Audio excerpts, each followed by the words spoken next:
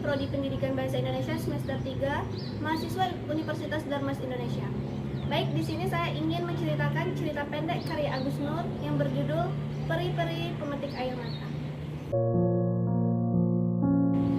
Dulu, Mama Sandra sering menceritakan kepada Sandra kisah peri pemetik air mata. Peri-peri kecil yang membawa cawan mungil keemasan yang di dalamnya digunakan untuk menampung kesedihan yang ada di dunia ini. Peri-peri itu bertugas menampung kesedihan manusia. Jika ada manusia yang bersedih, lantas menangis, peri-peri itu akan memetik air mata yang mengenang di pelupuk mata. Mereka akan menampungnya ke dalam cawan kecil lalu membawanya ke gua-gua tempat mereka tinggal. Kemudian mereka akan mengubah air mata itu menjadi kristal. Tapi di mana peri-peri pemetik air mata itu? Apakah semuanya hanya bohong? Pikir Sandra. Apakah Mama berbohong? Ucap Sandra kepada mamanya. Tapi kenapa? Tidak Sandra, tidak. Mama tidak berbohong, jawab mamanya. Dia tidak pernah berbohong, sekalipun dia bukan wanita baik-baik. Dia tidak pernah sekalipun berbohong. Mama Sandra bukan pembohong. Dia hanya pelacur, bukan pembohong. Apakah kalian tahu? Sandra sering mendengar mamanya menangis malam-malam. Menangis terseduh-seduh, menyayat hati Sandra. Sandra pun ikut menangis di buatnya. Sandra tidak tahu mengapa mamanya bisa menangis. Yang Sandra rasakan hanya pedih dan sakit ketika melihat keadaan itu. Sandra selalu berharap peri-peri pemetik air mata itu yang selalu diceritakan mamanya muncul dan menghapus air mata mamanya. Mama Sandra suka sekali membentak. Nada bicaranya yang tinggi. Jika Sandra menangis, ia tetap akan membentak. Pernah suatu ketika mamanya berkata, "Sandra, diam!"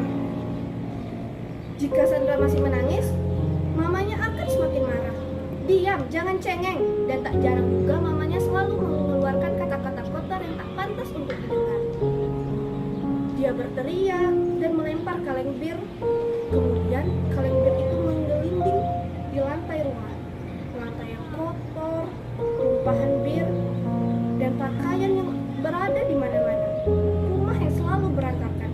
Hampir setiap hari, rumah Sandra didatangi laki-laki yang berganti-ganti. Sandra sudah biasa melihat hal itu.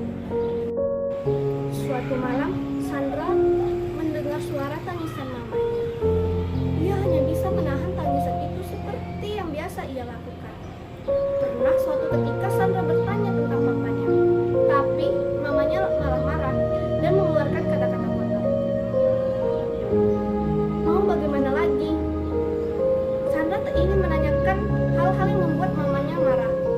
Semenjak itu, Sandra tidak akan menanyakan tentang papanya. Tapi Mama Sandra tetap mamanya, mama yang terbaik menurut Sandra. Apakah kalian tahu? Mama Sandra sering membawakan Sandra oleh-oleh. Tidak hanya itu saja, Mama Sandra sering membawakan Sandra boneka, mengajak dia jalan-jalan di hari Minggu, mengajak pergi ke taman bermain, membeli baju, dan memakan es krim. Bahkan Mama Sandra juga mengelap mulut Sandra yang belepotan sambil bergumam, "Sandra, Sandra, bukankah Mama Sandra baik, teman-teman?" Maka sekarang Sandra ingin Bita, anaknya, jadi anak yang bahagia.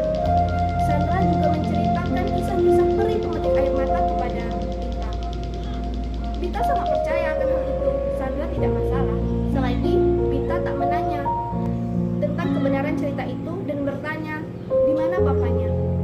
Papanya tidak pernah berada di rumah dalam waktu yang lama, hanya di malam hari. Bahkan tidak pernah mengajaknya jalan-jalan. Mau bagaimana